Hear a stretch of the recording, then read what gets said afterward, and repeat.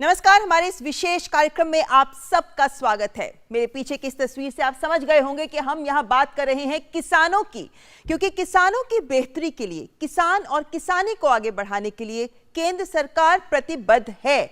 और ये किस तरह आंकड़ों के लिहाज से सामने रखी जा सकती है, ये बात आज के इस कार्यक्रम में इन आंकड़ों को तो हम आपके सामने रखेंगे ही, साथ ही साथ विशेषज्ञों से भी इस बारे में समझने की कोशिश करेंगे कि किसान जो विरोध की आवाज बुलंद कर रहे हैं, जो आंदोलन कर रहे हैं देश का एक वर्ग किसानों का, वो आखिर जो बात कह रहा है आंकड़े उससे क्यों नहीं मैच कर रहे। यानी जो सच्चाई है वो कुछ और है और जो वो कह रहे हैं वैसा दिख नहीं रहा। तो आखिर एक्सपर्ट्स क्या कहते हैं इस बारे में, ये दर्शकों तक हम पहुंचाने की कोशिश करेंगे ताकि हम और आप ये समझ सकें कि सिर्फ एक वर्ग किसानों का अगर विरोध कर रहा है तो आखिर क्यों, क्या मंशा है उनकी, ये हमें और आपको तय करना है। लेकिन सबसे पहले कार्यक्रम की शुरुआत में आपके सामने मैं आंकड़ों से ही शुरुआत करना चाहूंगी कि किस तरीके से सरकार किसानों की बेहतरी के लिए जहां एक ओर एमएसपी में बढ़ोतरी कर रही है तो वहीं दूसरी ओर सरकार की यह भी पूरा प्रयास है कि एमएसपी पर खरीद भी बढ़ाई जाए। और एमएसपी जिन फसलों के लिए दी जाती है उसमें मात्र कुछ बड़ी फसलें ही नहीं या धान ही नहीं बल्कि उनकी फहरिस्त को भी लंबा किया जाए ताकि किसान ज्यादा तरह की फसलों को उगाएं और ज्यादा कमाई कर सकें। याद रहे आपको कि लक्ष्य केंद्र सरकार का यही है कि 2022 तक किसानों की आमदनी को दोगुना करना है और इसीलिए एक समुचित व्यापक प्रयास किए जा रहे हैं। इन प्रयासों को समझना भी जरूरी है और इनके साथ किसानों को जोड़ना भी जरूरी है। तो चलिए आंकड़ों से ही शुरुआत करती हूं। सबसे पहले आपके सामने हम तस्वीर पेश करेंगे कि रबी फसलों के लिए जो एमएसपी में बढ़ोतरी की गई है, आए दिन आप अखबारों में पढ़ते होंगे, आपको टीवी पे भी हम ये बताते रहते हैं। यहां पर भी आंकड़े आपके सामने रख रहे हैं। आप देख सकते हैं कैसे गेहूं, जौ, चना, मसूर, सरसों, कुसुम के फूल, रबी के फसलों के एमएसपी में बढ़ोतरी की गई है। 2021-22 में जो रेट थे उनको देखें तो 2022-23 में इनको आगे बढ़ाया गया है। ये रबी के फसलों की बात है, लेकिन हम कुछ और फसलों के एमएसपी को भी आपके सामने रखना चाहेंगे जो ये दिखाता है कि विभिन्न फसलें हैं जिनके लिए एमएसपी बढ़ाई जा रही है। वहीं पे 2014-15 से हम तुलना कर रहे हैं 2021-22 की, जिसमें आप देख सकते हैं कि उस वक्त जो एमएसपी थी वहां से लेकर अब तक कितनी बढ़ोतरी की गई है एमएसपी में। गेहूं, जौ, चना, धान, ज्वार आपके सामने रखा है, लेकिन कार्यक्रम में आगे हम आपके सामने तमाम आंकड़े बहुत सारी अन्य फसलों को लेकर भी दिखाते रहेंगे ताकि आपको इसके बारे में तस्वीर पूरी स्पष्ट हो जाए।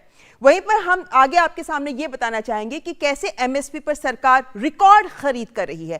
पहले जो खरीदा जाता था उससे अब आंकड़ा बहुत बढ़ चुका है। धान में ही अगर आप देखिए तो 889 लाख मीट्रिक टन से ज्यादा की खरीद की गई है। पिछले खरीफ सत्र की बात करें तो ये आंकड़ा आपके सामने है 764 metric ton, lakh metric ton. वहीं धान से हटकर गेहूं की बात करें तो रबी सत्र में 433 लाख मीट्रिक टन है, जिससे लगभग 49 लाख किसानों को फायदा हुआ है और करोड़ों रुपए उनको मिल पाए हैं। तो ये खरीद जबकि सरकार करती है, जाहिर है किसानों को इससे फायदा होता है। धान से आगे दलहन और तिलहन की बात भी करें तो यहां भी हम देखते हैं कि लगभग 12 लाख मीट्रिक टन की खरीद हुई है, लेकिन उससे किसानों को भी फायदा हो रहा है। तो जब सरकार खरीद बढ़ाती है तो जाहिर है कि ज्यादा किसान उस खरीद की फहरिस्त में शामिल होते हैं, उनको फायदा मिल पाता है। यहां से हम आगे बढ़ते हैं और आपके सामने कुछ और तथ्य भी आपके रखना चाहेंगे, खास तौर पर कि कैसे किसानों के लिए सरकार समर्पित रूप से काम कर रही है। अलग अलग योजनाओं के कुछ आंकड़े आपके सामने। सम्मान निधि योजना में हम देख रहे हैं कि लगभग 12 करोड़ किसानों को इससे फायदा हुआ है और किसानों को सालाना 6,000 रुपए मिल रहे हैं, यानी किसानों को सरकार फायदा देने की कोशिश कर रही है। आगे बढ़ते हैं, कुछ और योजनाएं आपके सामने अगर हम रखें तो हम पाते हैं कि फसल बीमा योजना को लेकर सरकार के जो आंकड़े हैं वो दिखाते हैं कि लगभग 8 करोड़ 34 लाख किसानों को इसका फायदा मिला है और करोड़ों रुपए किसानों के खाते में फसल बीमा योजना के तहत पहुंची है। ये एक बड़ी पहल जो पहले कभी सोची नहीं गई, लेकिन अब ये जमीन पर साकार होती नजर आ रही है। मृदा स्वास्थ्य कार्ड, सॉइल हेल्थ कार्ड की अगर हम बात करते हैं तो इससे भी लगभग 11 करोड़ किसान के पास ये कार्ड पहुंच चुका है। इससे उनकी खेती की लागत में भी कमी आई है, उनका उत्पादन भी बढ़ा है। ये दिखाता है कि कितनी सफल हो रहा है ये सॉइल हेल्थ कार्ड। वहीं अगर हम बात करें तो सस्ता लोन, किसान के सामने एक बड़ी समस्या कर्ज की होती है, लेकिन अब किसान क्रेडिट कार्ड उनको मिल रहा है जिसके तहत उन्हें कई लाख, लगभग 16.5 लाख करोड़ का हम देख सकते हैं कि इसके लोन की व्यवस्था किसानों के लिए की गई है। तमाम नीतिगत निर्णय ऐसे लिए गए हैं जिनके तहत ये तस्वीर सामने आ रही है कि किसानों को फायदा पहुंच रहा है। यहाँ से बाद अगर हम आपके आगे बढ़े तो हम आपको सबसे पहले, क्योंकि हम किसानों की बात कर रहे हैं, तो हम सबसे पहले किसानों की ही बात करना चाहेंगे और किसानों की बात आप तक पहुंचाना भी चाहेंगे, क्योंकि केंद्र सरकार ने जब एमएसपी बढ़ाया, इस फैसले के बाद केंद्र की ओर से कृषि मंत्री नरेंद्र सिंह तोमर ने भी ये कहा कि प्रधानमंत्री मोदी ने बार बार आश्वासन दिया है कि एमएसपी है और एमएसपी रहेगी, और उन्होंने अपील भी की किसानों से कि किसी के बहकावे में मत आए, क्योंकि सरकार बार बार ये बात कह रही है। लेकिन ये सिर्फ केंद्र सरकार नहीं कह रही, इसको लेकर तमाम राज्यों से किसानों की प्रतिक्रियाएं भी सामने आ रही हैं। आपको सुनाते हैं सबसे पहले कि कन्नौज के किसानों का क्या कहना है, आइए सुनते हैं। सरकार ने 40 रुपये बढ़ाए, हमको बहुत फ़ायदा मिलेगा। बीज खरीद सकते हैं, खाद खरीद सकते हैं। अब पहले कम पैसा मिलता था, उसने भी गुजारा करना पड़ता था। अब सरकार ने बहुत अच्छा काम किया। फसल पर जो 40 रुपया सरकार ने बढ़ाया है तो किसान को उससे फ़ायदा होगा। हमको तो अच्छा लग रहा है, इसमें किसानों का फ़ायदा ही है, कोई नुकसान तो है नहीं। इसमें महंगाई चल रही है, जो कुछ है महंगाई के हिसाब से अगर इसमें रेट बढ़ा है तो हमारे लिए अच्छा ही है, किसानों के लिए अच्छा है। हाँ, काफ़ी बढ़िया काम हुआ है। जैसे कि हमारी जैसे मक्का का भी रेट अभी बढ़ा हुआ था, थोड़ा बढ़ा था, तो उसके बाद अभी इसका गेहूं में भी बढ़त हुई है। तो इसे धीरे धीरे सरकार इन योजनाओं को अच्छे से देखेगी। और उत्तर प्रदेश के सोनभद्र इलाके के किसान भी केंद्र सरकार के फैसले से खुश हैं, आइए सुनते हैं। किसानों के खुशहाली आएगी। गेहूं के समर्थन मूल्य एमएसपी के 40 रुपए के में बढ़ोतरी कर दी गई। अब गेहूं 2015 रुपया प्रति कुंटल बिकेगा, जिसका हम सब किसानों को फायदा मिलेगा। इससे प्रदेश के जिले के हर एक किसान को विकास करने में सहायक होगा। देश में किसान हितैषी विषय को लेकर के माननीय प्रधानमंत्री मोदी जी ने फसलों के समर्थन मूल्य को जिस प्रकार से बढ़ाया है, उससे किसानों का सम्मान बढ़ा है। और एक किसान होने के नाते धन्यवाद मोदी जी, बहुत बहुत आभार। आपने फसलों के समर्थन मूल्य को बढ़ा करके किसानों को संबल प्रदान करने का जो काम किया है, इसके लिए किसान आपका सदैव ऋणी रहेगा। धन्यवाद मोदी जी, बहुत बहुत आभार।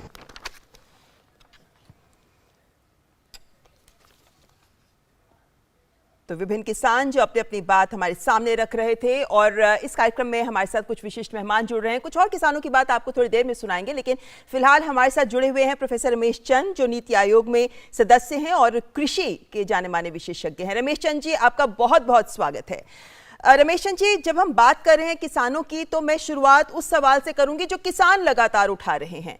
जैसे किसान ये कह रहे हैं कि आपने एमएसपी तो बढ़ाई है, लेकिन लागत भी तो बढ़ गई है। ऐसे में किसान की आय और खर्च के बीच संतुलन को किस तरह साध रही है केंद्र सरकार कि किसान की आय भी बढ़े और खर्च भी कम हो?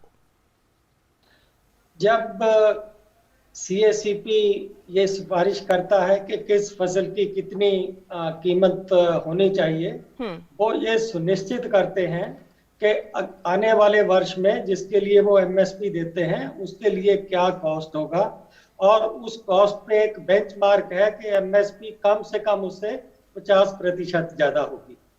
अपने किसानों का रिएक्शन दिखाया तो 40 रुपए जैसे उन्होंने बात की गेहूं में, लेकिन जो एक बड़ी बात देखने वाली है कि गेहूं और सरसों में इस बार जो कीमत दी गई है वो 100% ज्यादा है A2+FL कॉस्ट से, यानी कि जो कॉस्ट ऑफ प्रोडक्शन है उससे 23 फसलों में सबसे ज्यादा मार्जिन गेहूं और सरसों में इस पर दिया गया है।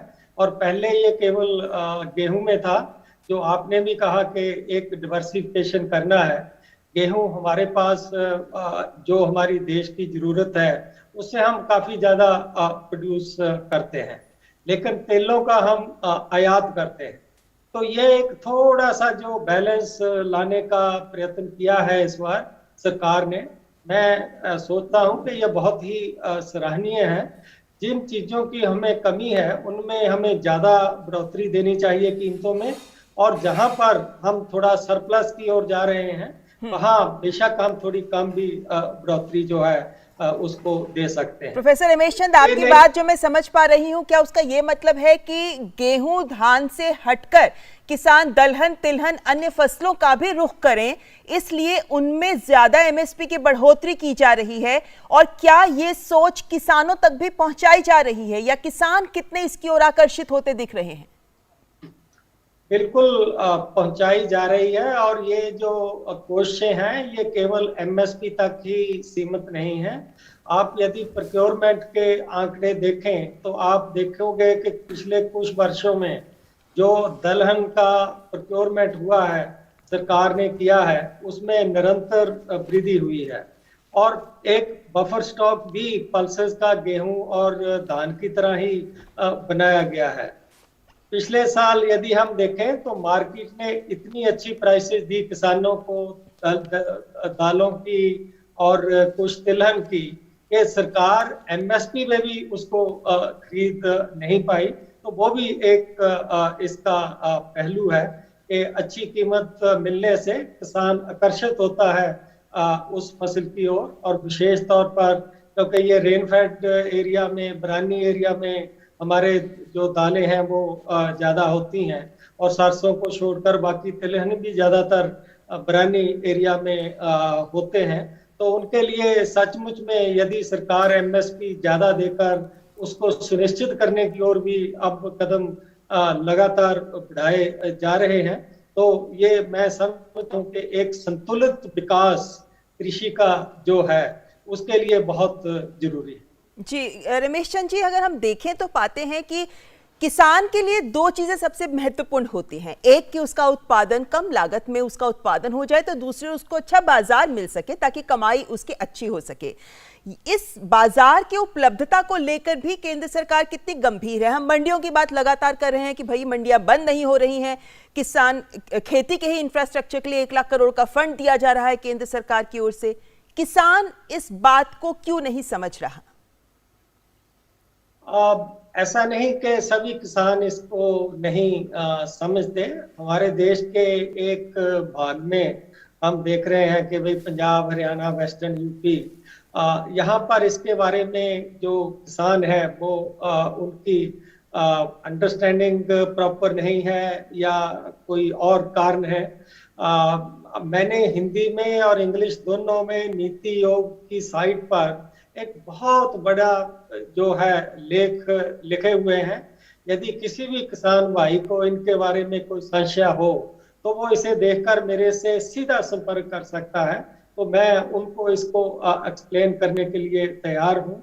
टीवी चैनल पर जाकर भी हमने जो है इसका किया था। एक्चुअली क्या है कि पंजाब और हरियाणा में मंडियां इतनी विकसित हैं, और बाकी देश को यदि हम देखें तो वहां 50% से ज्यादा मार्केटेबल सरप्लस मंडी के बाहर बिकता है, औने पौने दाव में बिकता है। मंडी में कैपेसिटी ही नहीं है उसके जाने की। तो ये जो लॉ बनाए हैं ये पूरे देश का जो हित है उसको ध्यान में रखकर बनाए हैं। जब मंडियों की इतना समर्थ ही नहीं है कि 100% मार्केटेबल सरप्लस वहां बिक सके, तो आप कैसे कह रहे हैं कि ये मंडियों को बंद करने के लिए किया जा रहा है? बिल्कुल। किसानों का एक मेन इशू ये है क्योंकि मंडी के बाहर कोई टैक्स नहीं है।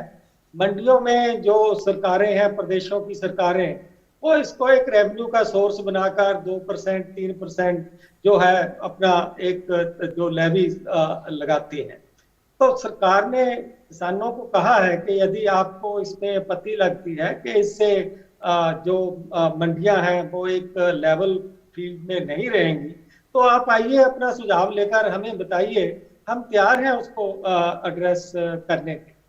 जी, मैं समझता हूँ कि एक हठधर्मी का जो एटीट्यूड है वो ठीक नहीं है। लॉ किसानों की बेहतरी के लिए बनाए हैं, उनमें कुछ कमियां कुछ क्षेत्र वाले किसान सोच सकते हैं कि हैं, लेकिन उनको वो कमियां जो हैं वो लेकर आना चाहिए। आपने सही कहा प्रोफेसर रमेश चंद कि ऐसा नहीं है कि पूरे देश का किसान आंदोलित है, एक पर्टिकुलर वर्ग का किसान ही है जो अपनी बात रख रहा है। लेकिन आपने बहुत बड़ी बात कही है कि भाई अपने तथ्यों को आप सही तरीके से उनको क्लियर करें ना, अगर उनका कोई शक शुबा है तो, और आपसे वो सीधे बात कर सकते हैं। यानी देश का किसान अगर केंद्र सरकार से लगातार और ये सीधे बात कर सके तो वो ज्यादा बेहतर है, ना कि इस तरीके से आंदोलन करके। बातचीत के जरिए बात होनी चाहिए। लेकिन प्रोफेसर रमेशन, यहाँ एक और बात आपसे समझना चाहती हूँ, क्योंकि हम कई किसान अब ये भी बात कर रहे हैं कि भाई आपने एमएसपी तो बढ़ा दी है, लेकिन लागत हमारी उतनी नहीं कम हुई है, लागत भी तो बढ़ गई है। लेकिन हम ये भी देख रहे हैं कि केंद्र सरकार इस दिशा में काम कर रही है कि खेती की लागत कम की जाए। इस दिशा में किस तरह केंद्र सरकार आगे बढ़ रही है? नहीं, इसमें दो तरीके से बढ़ रहे हैं। एक तो ये है कि कोशिशें हो रही हैं कि जितनी भी लागत कम की जाए, लेकिन जब एमएसपी की घोषणा की जाती है तो यदि हम 22-23 की घोषणा कर रहे हैं तो हम पुराने आंकड़ों का ट्रेंड लेकर उसको प्रोजेक्ट करते हैं कि 22-23 में डीजल की कीमतें क्या होंगी, खाद की कीमतें क्या होंगी, लेबर का बेज रेट क्या होगा और एवरेज कॉस्ट किसान को क्या आएगा। तो वो जो एमएसपी की घोषणा है वो प्रोजेक्टेड कॉस्ट के आधार पर होती है। बिल्कुल। तो अब यदि आप ओवरऑल ट्रेंड देखें तो ये जो कहना कि खेती की प्रॉफिटेबिलिटी जो है कम हो रही है, ऐसा नहीं है। जब से सरकार नया फार्मूला लाई है 3 साल पहले के A2+ FL पे कम से कम 50% होना चाहिए, तब से तो आप देखोगे कि जो एक उसमें नेट इनकम मिलती है उसमें एक वृद्धि हुई है, उसमें कमी नहीं। अब ये चीजें किसी एक फार्म का डेटा लेकर प्रेजेंट करना, किसी एक सिचुएशन का डेटा लेकर प्रेजेंट करना सही नहीं है। इसमें हमें जो ऑल इंडिया के आंकड़े कलेक्ट होते हैं हजारों किसानों का डेटा लेकर, फिर उनमें जो है एवरेज ट्रेंड बनाया जाता है। यदि उसको और एमएसपी और उत्पादकता को आप मल्टीप्लाई करके देखें तो ऐसा नहीं है कि जो नेट इनकम है उसमें किसी किस्म की कमी आई है। लेकिन यदि कॉस्ट भी कम होंगे और दूसरी ओर कीमतें भी अच्छी मिलेंगी तो फिर दोनों फ्रंट से उस पे जो है एक पॉजिटिव इफेक्ट आएगा और इनकम जो है उसमें वृद्धि दर और तेजी हो जाएगी। जी प्रोफेसर रमेशन, हम बार बार ये बात कहते हैं कि हमारे देश का 85% किसान ऐसा है जिसके पास 2 हेक्टेयर से कम की जमीन है। अगर हम किसान के समृद्ध होने की बात करते हैं तो इनकी समृद्धि सबसे पहले आती है। जिस तरीके से इनाम मंडियां दी जा रही हैं, एफपीओस की बात की जा रही है, ये सीमांत किसान को लेकर केंद्र सरकार किस व्यापक सोच के साथ आगे बढ़ रही है कि जो कदम उठाए जा रहे हैं क्या उससे वो भी लाभान्वित हो पा रहे हैं? ऐसा नहीं है कि जो छोटा किसान है उसको फायदा नहीं मिलता, ये भी एक भ्रांति है।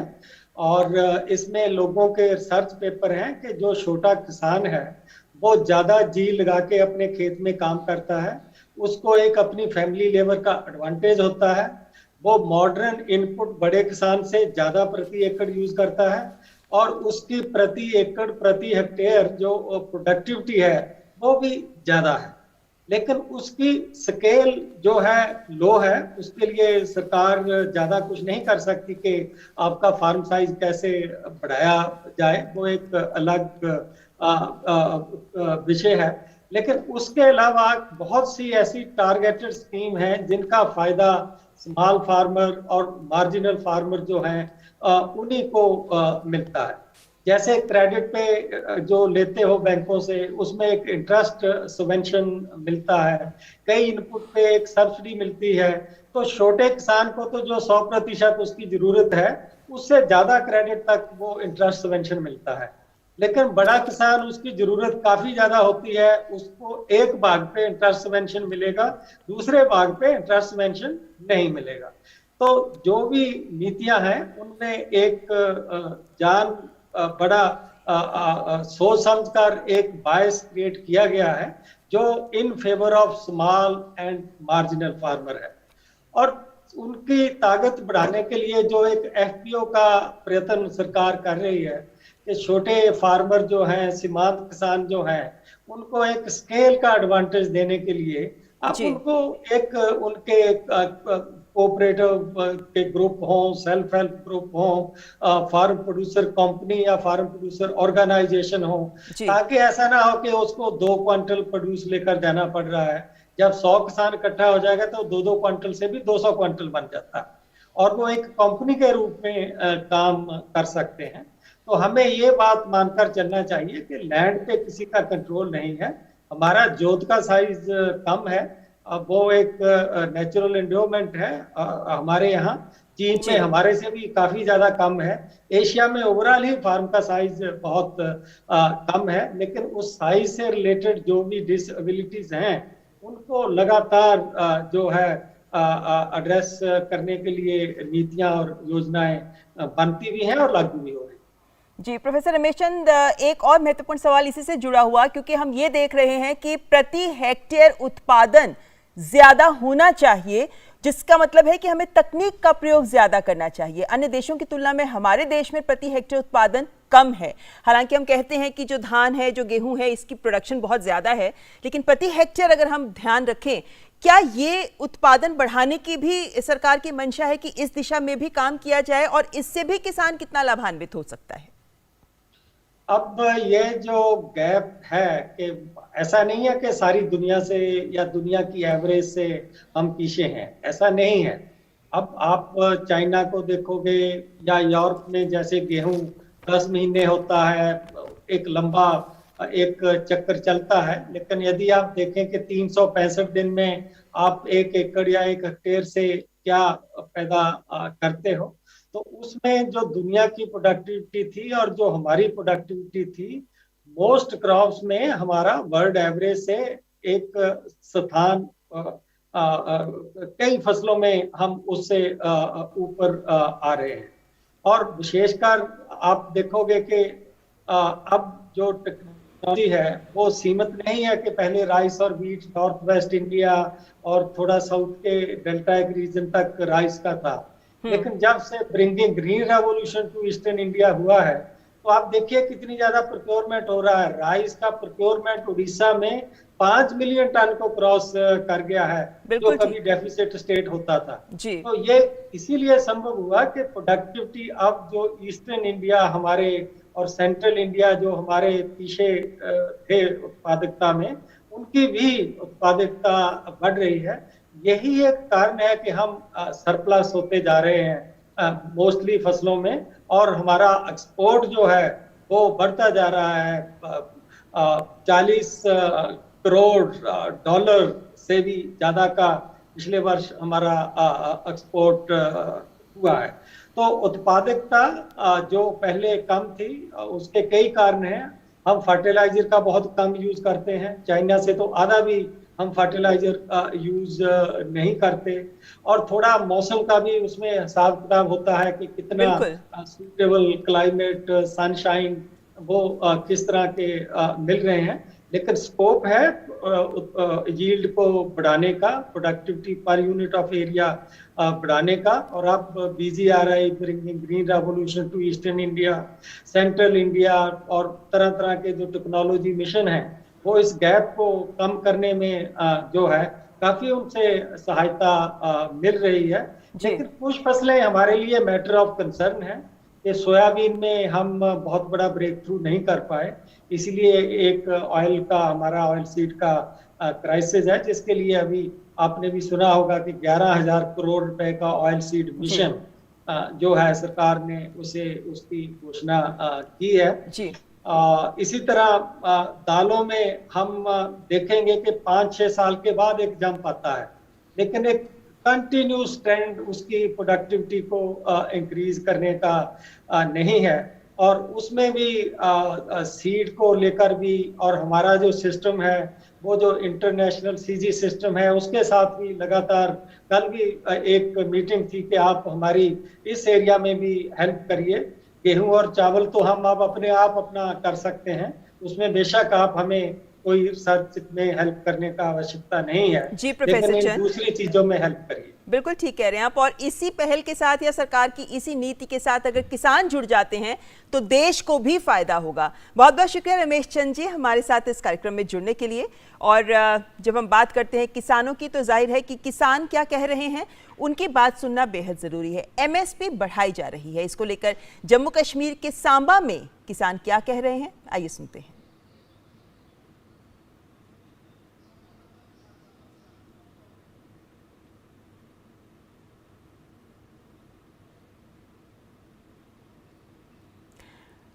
किसानों को लेकर लगातार ये बात कही जा रही है कि एमएसपी से किसानों को फायदा हो रहा है और इसीलिए किसान भी चाहते हैं कि एमएसपी को ज्यादा फसलों के लिए आगे लाया जाए। और इसी दिशा में जब भी सरकार एमएसपी बढ़ाती है तो उसको लेकर तमाम प्रतिक्रियाएं हमारे पास लगातार पहुंच रही हैं। जहां एक और राज्य सरकारें इसको एक स्वागत योग्य कदम बता रही हैं, तो वहीं दूसरी ओर हम ये भी देख रहे हैं कि देश के अलग अलग हिस्सों के किसान इसका स्वागत कर रहे हैं। आइए सुनते हैं। हम बहुत खुश हैं कि प्रधानमंत्री जी ने ये जिम्मेदारों के हक में ये फैसला लिया है। जिम्मेदार क्या जो है वो खुशहाल होगा। प्रधानमंत्री ने जो अनाउंसमेंट किया है वो बहुत अच्छा है किसानों के लिए, उसके लिए बहुत ही अच्छा काम है, क्योंकि हर चीज़ का जो रेट है अभी बढ़ा दिया है और किसानों को जो पैसा है 2000 किस्त वो भी मिल रही है। किसान इतना खुश है, जो रेट बढ़ाए गए सब कुछ किया इन्होंने हमारे लिए। हम इस योजना से सब खुश हैं। और चलिए अब हरियाणा के किसानों का क्या कहना है। हिसार के किसान अपनी प्रतिक्रियाएं सामने रख रहे हैं। जो रबी की फसलों की एमएसपी तय की है वो सराहनीय योग्य है। लोगों को अच्छी सुविधा मिलेगी। वहाँ इन फसलों से बहुत अच्छा एमएसपी जैसे सरसों वगैरह में दिए, इससे बहुत अच्छा रिजल्ट आएगा। रबी की फसल पर जी बधाई है प्रधानमंत्री को धन्यवाद है। जो दलहन और तीन फसलों के ऊपर लोगों को रुझान करे है तो इन वहाँ किसान काफ़ी फायदो है, देश के लिए भी है, पानी के लिए भी है। तो इन फसलों पर किसान को दिया गया है तो इसको बहुत अच्छा मानते हैं हम तो जी। और इस वक्त हमारे साथ दो विशिष्ट मेहमान भी जुड़े हुए हैं। आइए उनसे चर्चा को आगे बढ़ाते हैं। हमारे साथ जुड़े हुए हैं योगेश थोराट, जो मैनेजिंग डायरेक्टर हैं महा एफपीसी फार्मर प्रोड्यूसर कंपनी के। योगेश थोराट जी, आपका स्वागत करते हैं। हमारे साथ योगेश द्विवेदी भी जुड़े हुए हैं, जो सीईओ हैं मध्य भारत किसान उत्पादक परिसंघ भोपाल से। योगेश द्विवेदी जी, जब हम बात करते हैं किसानों की, तो ये एफपीओस को बनाना किसान सरकार की एक विशिष्ट सोच रही है इसके पीछे, ताकि किसान एक संघ, एक समूह के रूप में कमाई कर सकें और ज्यादा अच्छी तकनीक का इस्तेमाल कर सकें।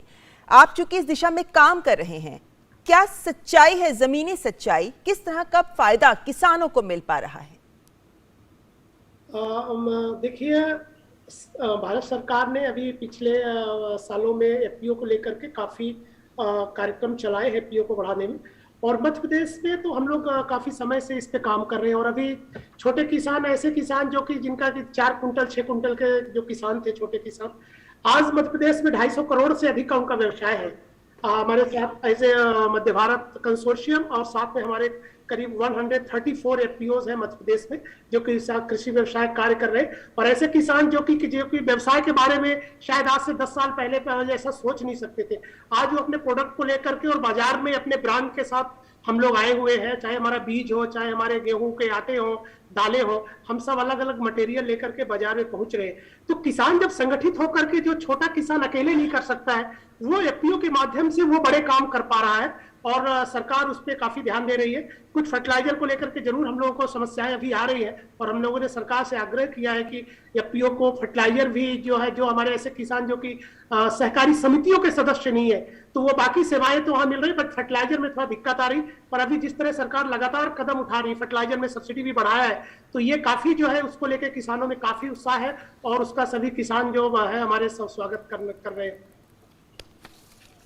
जी। यानी एफपीओस के जरिए किसानों को फायदा हो रहा है। यहाँ पर हमारे तीसरे मेहमान का भी स्वागत करते हैं, प्रोफेसर विजय पॉल शर्मा, प्रोफेसर आईआईएमए और former chairman commission for agriculture cost and prices भी हमारे साथ जुड़ गए। स्वागत है आपका प्रोफेसर शर्मा।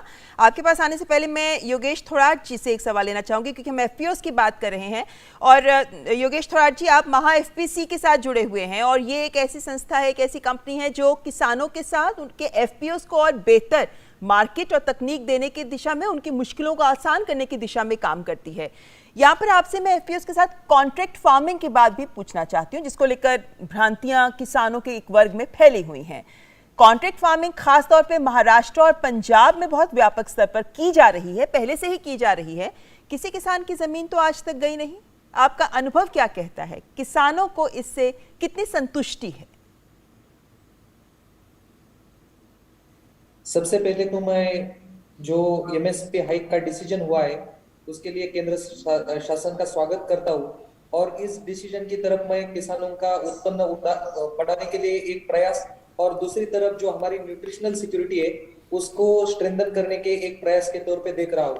और जैसे आपने कहा, महाराष्ट्र की जो फार्मर प्रोड्यूसर कंपनीज है, केंद्र शासन का जो एमएसपी प्रोक्योरमेंट का डिसीजन था 2018 से लेके आज तक था, तो उसके कारण महाराष्ट्र के फार्मर प्रोड्यूसर कंपनीज का काफी स्ट्रेंथनिंग हुआ है। अगर हम पिछले 3 साल का अगर डेटाबेस देखते हैं, जैसे प्रोफेसर रमेश चांद जी भी बोल रहे थे कि फार्मर प्रोड्यूसर ऑर्गेनाइजेशंस एक बड़ा अल्टरनेटिव मार्केटिंग तौर के ऊपर तैयार हो रहा है, और जो प्रेजेंट एपीएमसीज है उसके बाहर भी मार्केट्स तैयार हो रहे हैं। तो महाराष्ट्र के कम से कम 1.5 लाख किसान इस फार्मर प्रोड्यूसर ऑर्गेनाइजेशंस के जो शेयर होल्डर है वो एमएसपी प्रोक्योरमेंट चैनल के बहुत बड़े जो लाभ हुआ है उनको एक लाभ हो चुका है। और इस डिसीजन को अगर हम लोग देखते हैं तो एक कंसिस्टेंट पॉलिसी डिसीजन 2018 से आज तक हमें दिखने को मिल रहा है। दूसरी बात जो है कि इम्प्लीमेंटेशन के तौर पे भी काफी सुधार इसमें हो चुका है। पहली बात तो पूरा प्रोक्योरमेंट चैनल एक डिजिटल तौर पे सामने आ रहा है। सेकेंडली जो किसानों को पेमेंट्स भी है वो डायरेक्ट उनके खाते में जा रहे हैं। और तीसरी जो बात है कि प्रोक्योरमेंट सेंटर सीधा किसानों के फार्मर के डोर स्टेप के ऊपर जा रही है। जैसे आपने सवाल पूछा अभी कॉन्ट्रैक्ट फार्मिंग के लिए महाराष्ट्र की क्या क्या एक्सपीरियंसेस है, तो मुझे लगता है कि एफपीओज को इस गवर्नमेंट के एमएसपी प्रोक्योरमेंट चैनल में सहभागी कर लेना, यही एक बहुत बड़ा कॉन्ट्रैक्ट फार्मिंग का एक इंक्यूबेशन मॉडल था। उसके तहत आज हमारे जो 604 फार्मर प्रोड्यूसर कंपनीज महाराष्ट्र की शेयर होल्डर्स है, उसमें से 200 प्लस फार्मर प्रोड्यूसर कंपनी जो एमएसपी प्रोक्योरमेंट सेंटर चलाते हैं। तो अब एमएसपी प्रोक्योरमेंट सेंटर भी उनके लिए एक कॉन्ट्रैक्ट फार्मिंग का मॉडल बन चुका है। हर सीजन में किसान जब अपनी फसल की बुआई करता है, जब वो हार्वेस्टिंग के तौर पे वो आता है, तब वो पहले एफपीओ से कम्युनिकेशन करता है कि मेरे पास ये कमोडिटी है, एमएसपी क्या है। अगर कमोडिटी एमएसपी के ज्यादा भी रेट है तो वो प्रेफर करता है कि हम दूसरे चैनल्स को कैसे दे सकते हैं। तो हमारी जो फार्मर प्रोड्यूसर कंपनी है, पर्टिकुलरली अगर हम ऑयल सीड की बात करते हैं, तो जो हमारे किसान है और जो फार्मर प्रोड्यूसर कंपनी है, वो जो ऑयल प्रोड्यूसिंग और कंपनीज है या कृषि कंपनीज है उनके साथ कॉन्ट्रैक्ट्स करते हैं और सीधा उनको अपना कमोडिटी बेच देते। ये हुआ हमारे ऑयल सीड के बारे में। पल्सेस की भी अगर हम बात करते हैं तो पल्सेस में भी जो प्रोसेसिंग यूनिट्स है, वो प्रोसेसिंग यूनिट्स के साथ हमारे फार्मर प्रोड्यूसर कंपनी जुड़ जाते हैं और सीधा किसानों से अपना कमोडिटी खरीद लेते हैं और वो प्रोसेसिंग यूनिट्स को दे देते हैं। तो इस तरीके से अगर हम इम्पैक्ट देखेंगे इन सारी चीजों का, तो हमारे महाराष्ट्र में तो क्रॉपिंग का पैटर्न काफी बढ़ रहा है। जैसे रमेश चांद जी भी बात कर रहे थे कि इस बार हमें जो व्हीट में खाली 2% हाइक देखने को मिल रही है, लेकिन अगर हम पल्सेस की बात करते हैं तो वहां से कम 6 to 8% की हाइक एमएसपी में पल्सेस के बारे में हुई है। तो ज्यादा से ज्यादा किसान अब जो ड्राईलैंड फार्मर्स है वो पल्सेस की तरफ बढ़ रहे हैं। सेकेंडली जो फेयर एंड रेम्यूनरेटिव प्राइसेस की अगर हम बात करते हैं, एमएसपी की बात करते हैं, तो जो ड्राईलैंड वाला किसान है, जो छोटा किसान है, उसके सीधे ग्रास रूट लेवल पे उसके विलेज में उसके फार्म गेट के एमएसपी की फैसिलिटी अवेलेबल हो रही है। इसके लिए वो सीधा उसको बेनिफिट हो रहा है। लेकिन योगेश जी, साथ ही यहाँ पर चूंकि आप जो बात कर रहे हैं उससे ये बात स्पष्ट हो रही है कि किसानों के लिए ये एक फार्मर प्रोड्यूसर ऑर्गेनाइजेशन से वो एपीएमसी मंडीज के बाहर एक बहुत बड़ा मार्केट के तौर पे उभर रहे। का एक बहुत बड़ा इम्प्लीमेंटेशन का फायदा महाराष्ट्र में हो चुका है। जरूर इसमें कुछ चैलेंजेस हो सकते हैं, जैसे भारत सरकार इसमें 1 नेशन 1 एमएसपी के तौर पे देख रही है। किसानों की लागत कम करने की भी यहाँ पे बात चल रही थी, लेकिन गवर्नमेंट ऑफ इंडिया अगर एमएसपी जाहिर करती है तो हमें लगता है कि अगर कुछ स्टेट में एवरेज से अगर कॉस्ट ऑफ कल्टीवेशन ज्यादा है तो वहां से सरकारें भी आगे आए और वो अपने किसानों को बोनस के तौर पे ज्यादा प्राइस दे सके, उसके बाद उस किसानों को बेनिफिट हो जाए। चलिए आपके पास वापस आऊंगी योगेश जी, उससे पहले मैं आगे प्रोफेसर शर्मा के पास जाना चाहूंगी। प्रोफेसर शर्मा, अभी हम प्रोफेसर रमेश चंद से विस्तार से इस बात को समझने की कोशिश कर रहे थे कि जो एमएसपी निर्धारित की जा रही है और जो बढ़ोतरी की गई है उसका आधार कितना संतुलित इन मायनों में है कि जो किसान है उसका खर्च और उसकी लागत, उनके बीच में एक संतुलन नजर आए। इसी को लेकर आपसे भी मैं सवाल जानना चाहूंगी। जैसे किसानों का ये कहना कि भाई महंगाई बहुत बढ़ गई है, लागत बहुत बढ़ गई है और एमएसपी तो आपने कुछ ज़्यादा बढ़ाई नहीं है, लेकिन जो बात तथ्य सामने आ रहा है वो ये कि बिल्कुल सही आधार पर एमएसपी बढ़ाई गई है। आप क्या कहेंगे? देखिए, हमें इसको जो है एक बदलते हुए और लार्जर पर्सपेक्टिव में देखना पड़ेगा कि जैसा कि प्रोफेसर रमेश चंद ने भी कहा कि हम जो है उसका एक उत्पादन लागत जो होती है उसके साथ साथ और भी कई हमारे एक महत्वपूर्ण एक फैक्टर्स होते हैं जिनको हम कंसिडर करते हैं जब एमएसपी डिसाइड करते हैं। और हमारा ये एक प्रयास रहता है कि हम किसानों को प्रोत्साहित करें कि वो वही क्रॉप्स जो है ग्रो करें जहाँ पे हमारी जो है डिमांड बढ़ रही है।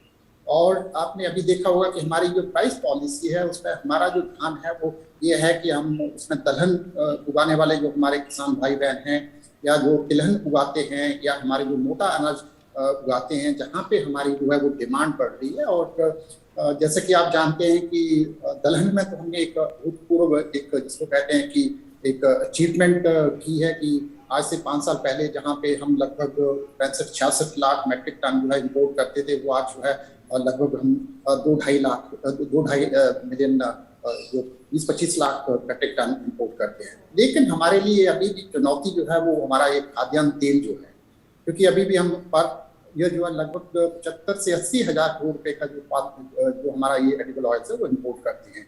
और इस साल आपने देखा होगा कि चाहे वो खरीद की बात हो या रबी की बात हो या बाकी भी हमारी जो प्राइस पॉलिसीज भारत सरकार जो अनाउंस करती है तो उसमें हमारा ध्यान ये रहा है कि हम जो है किसानों को प्रोत्साहित करें कि वो दलहन की तरफ जाएं, वो तिलहन फसलों की तरफ जाएं और मोटे अनाज की तरफ जाएं।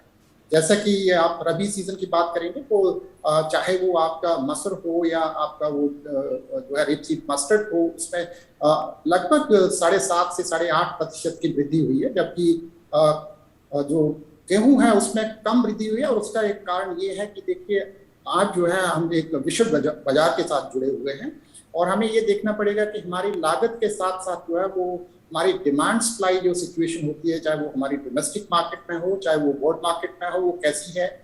इसी तरीके से जो प्राइसेस हैं वो आपके डोमेस्टिक और वर्ल्ड मार्केट्स में किस तरीके से बिहेव कर रहे हैं। और आपने देखा होगा कि गेहूं में जो है वो अभी ये एक पॉजिटिव डेवलपमेंट ये है कि गेहूं के जो इंटरनेशनल प्राइसेस हैं वो पिछले साल से जो वो एक बढ़ोतरी की तरफ जा रहे हैं। जैसे लास्ट ईयर हम अगस्त की बात करें तो जो इंटरनेशनल प्राइस था वो 205-210 डॉलर पर मेट्रिक टन था और अभी जो अगस्त 2021 में जो है वो बढ़कर 2075-2080 के लगभग हो गया। तो उस तरीके से जो है हमें ये भी देखना पड़ेगा कि हम विश्व बाजार में जो है उसकी क्या सिचुएशन है, चाहे डिमांड सप्लाई की है या उसके प्राइसेस की है। तो ये जो है एक बड़ा एक कॉम्प्लेक्स इशू होता है। और जैसा कि मैंने पहले भी कहा कि एक भ्रांति जो किसानों के मन में होती है वो ये होती है कि हम जो पुरानी जो कॉस्ट ऑफ कल्टीवेशन का डाटा है वो उसको यूज करते हैं, उसके बेसिस पे एमएसपी डिक्लेयर करते हैं। लेकिन जो हमारे पास जो 2 साल पुराना जो डाटा होता है तो उसका हम कॉस्ट प्रोजेक्शन जो है वो जो हमारे प्राइस इंडिसेस होते हैं उसके बेसिस पे करते हैं। और वो बिल्कुल जैसे मान लीजिए अगर हमारी रिपोर्ट जो है जुलाई में सबमिट होती है तो वो जुलाई तक के प्राइसेस उसमें रिफ्लेक्टेड होते हैं। तो ऐसा नहीं है कि हम वो इन्फ्लेशन या जो आपके बाकी इनपुट के प्राइसेस जो बढ़ते हैं तो उसको ध्यान में नहीं रखते, तो वो जरूर उसको भी ध्यान में रखते हैं। तो ऐसे में क्या प्रोफेसर शर्मा ये बात सही है कि अगर सरकार कहती है कि भाई आप एफपीओस के साथ जुड़ें, छोटे किसान संघों के साथ सामने आए, कॉन्ट्रैक्ट फार्मिंग के साथ अगर आप जुड़ते हैं तो आप उस आधुनिक तकनीक का प्रयोग कर पाते हैं, उससे भी जुड़ पाते हैं, जिससे आपका उत्पादन भी बढ़ता है और आपको फायदा भी होता है। इसके साथ पारंपरिक खेती को जोड़कर जो सोच सामने लाई जा रही है केंद्र सरकार के द्वारा, वो कितनी व्यवहारिक साबित होती दिख रही है? बिल्कुल सही है। जो हमारी एक जिसको मिसकंसेप्शन कहते हैं वो हम ये कहते हैं कि हमारा फार्म साइज बहुत छोटा है, जबकि मैं ये बता दूं कि हमारे जो छोटे और सीमांत किसान हैं उनकी प्रोडक्टिविटी जो है वो बड़े किसानों से ज़्यादा होती है। तो वो बहुत एफिशिएंट होते हैं, लेकिन उनको जो सबसे ज़्यादा मार पड़ती है वो ये है कि वो मार्केट तक नहीं पहुंचा पाते हैं क्योंकि उनका प्रोड्यूस कम होता है। तो उसको कैसे हम एग्रीगेट करें, उसको एग्रीगेट करने के लिए जो एक सरकार ने जो ये एफपीओस का जो कॉन्सेप्ट जो एक अभी प्रमोट किया है, तो मेरे ख्याल से एक जिसको कहते हैं कि एक मेजर जो माइलस्टोन जो होगा वो यही होगा कि अगर हम एक इफेक्टिव और वाइब्रेंट एफपीओस को अगर डेवलप कर पाते हैं, उनको ऑर्गेनाइज कर पाते हैं, तो हम प्रोड्यूसर को जो है कंज्यूमर से उसको डायरेक्टली लिंक कर पाएंगे। तो हमारी जो ये ट्रांजेक्शन कॉस्ट चाहे वो प्रोड्यूसर की हो या चाहे वो आपके कंज्यूमर की हो, चाहे वो ट्रेडर की हो या किसी की हो, तो वो भी कम होगी। और जहां तक ये ऑर्गेनिक और नेचुरल फार्मिंग की बात है तो देखिए मेरा ये मानना है कि दोनों के लिए जगह है। हमारे लिए ऐसा भी नहीं है कि हम कहेंगे या तो हम केमिकल बेस्ड एग्रीकल्चर करेंगे या नेचुरल फार्मिंग करेंगे। तो दोनों के लिए, जैसा कि ऑर्गेनिक एग्रीकल्चर की आप बात करें तो अगर विश्व बाजार की अगर हम एक असेसमेंट करें तो उसका जो है वो उसकी डिमांड जो है लगभग आपके 10 से 15% और के लगभग से वो हर साल बढ़ रही है। तो उसका हमारी डोमेस्टिक मार्केट में भी उसकी डिमांड है और जो है वर्ल्ड मार्केट में भी उसकी डिमांड है। तो हमें जो है दोनों में बैलेंस बना के चलना पड़ेगा कि हम ये और वो की बात नहीं, ये दोनों ही जो है वो हमारे लिए बहुत जरूरी है। तो यानी किसान को भी इस वक्त एक सजग किसान बनना होगा कि बाजार की क्या मांग है और आधुनिक तकनीक या बाजार में क्या नई चीजें आ रही हैं, उसके हिसाब से अपनी पारंपरिक खेती को भी बदलना होगा। योगेश द्विवेदी जी, किसानों की बात चूंकि हो रही है और आप लोग एफपीओस के जरिए लगातार किसानों के साथ जुड़ रहे हैं, आप भारत किसान उत्पादक परिसंघ के साथ जुड़े हुए हैं, ये समझाइए हमें कि किसानों को भी तो कोई मुश्किलें आती होंगी ना जब वो एफपीओस के साथ जुड़ते हैं या इस तरीके की व्यवस्था के साथ जुड़ते हैं, उनकी क्या व्यवहारिक दिक्कतें होती हैं जिनको दूर किया जा रहा है? संस्थाओं के निर्माण में और प्लस उसको संचालन और साथ में व्यवसाय तीनों काम में लगे हुए। ये बात सही है कि किसान, छोटे छोटे किसान जो है वो कृषि व्यवसाय को लेकर के, क्योंकि एक परंपरागत जो चले आ रहे पिछले 50 सालों से कि उनका काम यह है कि खेती जो ये मान के जो मिल रहा है वो भगवान भरोसे वाला है कि जो है ईश्वर दे रहा है उतना, उस मानसिकता से किसान को एक कृषि व्यवसाय के रूप में एक ट्रांसफॉर्मेशन का प्रयास जो है एफपीओ के माध्यम से हो रहा है वो चैलेंजिंग है, क्योंकि भरोसे भी कई तरह के लोगों ने चीट किया है गाँव में किसानों को, कोई भी इस तरह से उनके जो अनुभव है, तो अभी थोड़ा सा हेजिटेशन होता है। लेकिन अभी सबसे अच्छी बात यह है हर राज्यों में, जैसे अभी हमारे साथी महाराष्ट्र से बात कर रहे थे योगेश थोराट, मध्य प्रदेश में हमारे ऐसे एफपीओज है 6,500 किसान उसमें इकट्ठे होकर के और वो सालाना जो है 50 करोड़ से ऊपर के व्यवसाय कर रहे, तो वो जो माफी चाहते हैं योगेश द्विवेदी जी, आपसे संपर्क हमारा कट गया है। जी, आप मेरे को आवाज सुन पा रहे हैं तो आप बताइए। हाँ जी जी, मैं आपकी आवाज सुन पा रहा हूँ। तो ये जो कई सारे एक्सपेरिमेंट, छोटे किसानों को थोड़ा डर होता है और पर्टिकुलरली जब वो कहीं उसको, क्योंकि किसान उत्पादन संगठन में सब कुछ सरकार दे देगी ये नहीं है, उसमें ये कि आपको भी पैसे लगाने हैं और साथ में आपको सरकार भी उसमें मदद करी। कई सारी scheme, equity matching grant scheme है, क्रेडिट गारंटी फंड स्कीम है कि जिसमें अगर 750 किसान अगर 2-2 हजार रुपए इकट्ठा करते हैं, 15 लाख रुपए, तो उनके पास अगर पूंजी और 15 लाख रुपए उनको सरकार दे देगी, तो इस तरह से 30 लाख रुपए को लेकर के और वो अपने कृषि व्यवसाय का काम कर सकते। तो थोड़ा सा उस समय शुरुआती दौर में किसानों को जुड़ने में उनको एक संशय होता है, उनको शायद भरोसा नहीं होता कि हम लोग कुछ कृषि व्यवसाय कर पाएंगे, लेकिन जब थोड़ा आगे आते हैं करके और जब उनको कुछ बेनिफिट मिलता है तो फिर ज्यादा से ज्यादा किसान उसमें जुड़ने लगते हैं। और उसमें दूसरा हम लोग एक्सपोजर विजिट में भी ले जाते हैं, जो सक्सेसफुल एग्जाम्पल है जहां पे महाराष्ट्र में है, मध्य प्रदेश में भी है, गुजरात में, तो वो देखते हैं कि किसानों ने किस तरह से छोटे छोटे किसान इकट्ठा करके और एक अपना बहुत बड़ा काम शुरू कर पाए हैं जब मिल करके वो लोग आते हैं। तो ये छोटे छोटे जो उनको बेनिफिट है और जो एग्जाम्पल हमारे सामने ऑलरेडी इस समय प्रदेश में काफी है, तो वो किसानों को हम उस तरह एक्सपोजर विजिट में ले जाके और वो करते हैं। बट ये बात सही है कि व्यवसाय और जो अभी एक जीविकोपार्जन बोलते हैं, एक सबसिस्टेंस एग्रीकल्चर, जो पेट भरने के लिए खेती थी, आज लेकिन जिस तरह सरकार का जो प्रयास है और जो सरकार चाह रही कि हम अपने उन किसानों को उस स्तर से और एक ऐसे स्तर पर ले आए जहां की वास्तव में खेती को जो एक हीन भावना से देखा जाता था कि खेती मतलब एक घाटे का सौदा, तो वो अभी भी चैलेंज है और किसानों को समय थोड़ा इसमें और लगेगा, क्योंकि अभी इसमें संख्या एफपीओ की अभी भी कम है। सरकार ने 10,000 एफपीओ बना रही है, पर जैसा मैंने आपको अभी पहले भी बताया था, कुछ इनमें और मदद की जरूरत है, चाहे वो एग्रीकल्चर इनपुट सप्लाई को लेकर के जो एफपीओ छोटे किसान है, क्योंकि जो ज्यादातर किसान जो कोऑपरेटिव से जुड़े हुए उनको तो वो फायदा आराम से मिल जाता है। एफपीओ को अभी वो थोड़ी सहूलतें सरकार से और चाहिए, यद्यपि कुछ अभी नई स्कीम आई है। और जैसा कि साथ में हमारे साथी बता रहे कि एमएसपी ऑपरेशन में मध्य प्रदेश में इस बार लगभग 150 एफपीओ भाग ले रही है। ऐसे किसान जो कभी भी जिनको एमएसपी का फायदा नहीं मिल पाता, तो सोच नहीं सकते थे, व्यापारियों के हाथों अपना औने पौने दाम में अपना उपज बेच देते थे, आज वो किसानों को एमएसपी मिल रहा है। आज गांव-गांव में 2 गांव 3 गांव के बीच में एमएसपी के सेंटर खुल रहे हैं। और अच्छी बात है कि मध्य प्रदेश में हमारे यहाँ स्वयं सहायता समूहों को भी ये शामिल किया गया ताकि सेंटर इतना ज्यादा खुल जाए, ताकि किसानों को 1 किलोमीटर से 2 किलोमीटर से ज्यादा ना जाना पड़े। तो ये जो सरकार की जो ये इस तरह की इनिशिएटिव है, और साथ में जो स्टोरेज को लेकर के जो हमारे साथी बता रहे थे कि गांव-गांव में प्रयास हो रहे हैं, और उसमें एफपीओ के पास थोड़ा पूंजी का अभाव है, पर सरकार से मदद लेकर के भी हम लोगों ने मध्य प्रदेश में 31 ऐसे संरचनाएं 500 मैट्रिक टन के गोदाम बने जहाँ पे किसानों के उत्पादों को संग्रहण किया जा सके, ग्रेडिंग किया जा सके, ताकि उसको ग्रेडिंग करके और हम उसको बेहतर बाजार में उन किसानों के उत्पादों को बेच सके। और मुख्य उद्देश्य एफपीओ का है कि जो डिस्ट्रेस सेल होता था, जो मजबूरी में किसान अपना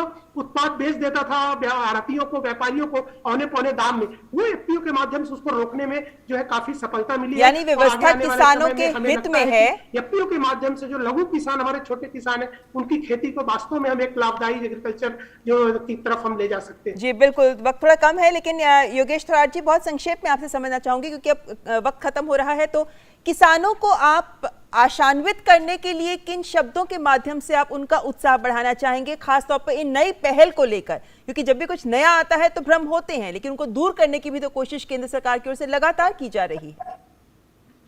सबसे पहले तो जो फार्मर प्रोड्यूसर ऑर्गेनाइजेशंस बन रही है, किसान उत्पादक संघ जो बन रहे हैं, तो वो सबसे बड़ा किसानों के लिए एक आशा का किरण है।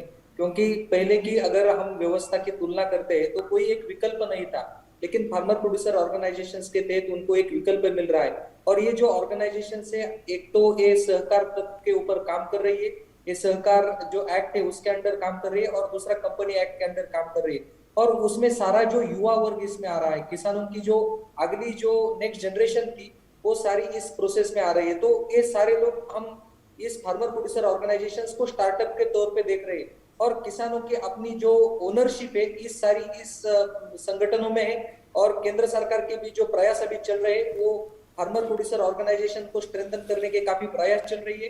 राज्य सरकारों ने भी आगे आके कुछ अपनी स्कीम्स को डिजाइन किया है, लेकिन ज्यादा से ज्यादा अगर सपोर्ट स्टेट गवर्नमेंट की तरफ से अगर मिलता है तो मुझे लगता है कि आने वाले समय में फार्मर प्रोड्यूसर ऑर्गेनाइजेशंस एक किसानों के अपने ओनरशिप का एक बहुत बड़ा प्लेटफॉर्म होगा, उसके तहत वो अच्छी मार्केटिंग कर सकेंगे। जी प्रोफेसर शर्मा, एमएसपी को लेकर आपसे आखिरी सवाल यही होगा कि किसान जो कह रहे हैं कि भाई एमएसपी को अनिवार्य बनाया जाना चाहिए, एमएसपी को सभी के लिए लागू किया जाना इत्यादि, इनकी व्यवहारिकता क्या है?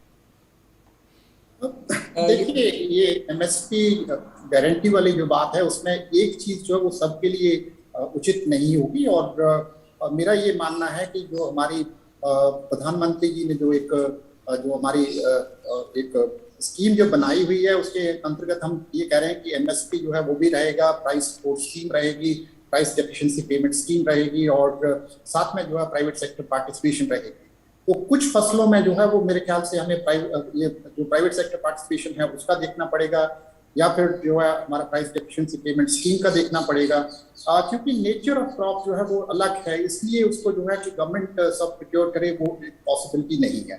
लेकिन फिर भी मैं किसान भाइयों बहनों से एक अपील ये करना चाहता हूँ कि आप आंकड़ों पे जाइए, चाहे वो एमएसपी की वृद्धि की बात हो या कि हमारे जो किसान भाई जो एमएसपी जो प्रोक्योरमेंट का जो फायदा ले रहे हैं उसका आप देखिए पिछले 5-6 साल में जो है लगभग 2 से 2.5 गुना उसमें जो है किसान जो आपके प्रोक्योरमेंट के साथ जुड़े उसकी हुई है। तो हमें जो है वो एक विश्वास जो आंकड़ों पे करना चाहिए, ये भ्रांतियां जो फैल रही हैं उस पर ज्यादा हमें ध्यान नहीं देना चाहिए।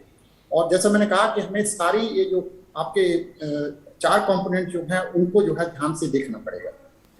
जी बिल्कुल, तो महत्वपूर्ण बात कही है आपने, क्योंकि अब हम ये भी देख रहे हैं कि सरकार भी लगातार नीतियों में बदलाव कर रही है, ज़्यादा सहूलतें दे रही है, एफपीओस खोलने पर भी आपको सस्ता लोन उदाहरण के तौर पर मिल सकता है इत्यादि। इन सब चीज़ों को समझते हुए किसान को अपना मन बनाना होगा, सही तथ्यों को समझना होगा। आपने सही कहा प्रोफेसर शर्मा, आंकड़े सही तस्वीर बयां करते हैं, उस पर गौर करें। बहुत बहुत शुक्रिया हमारे तीनों मेहमानों का इस कार्यक्रम में जुड़ने के लिए।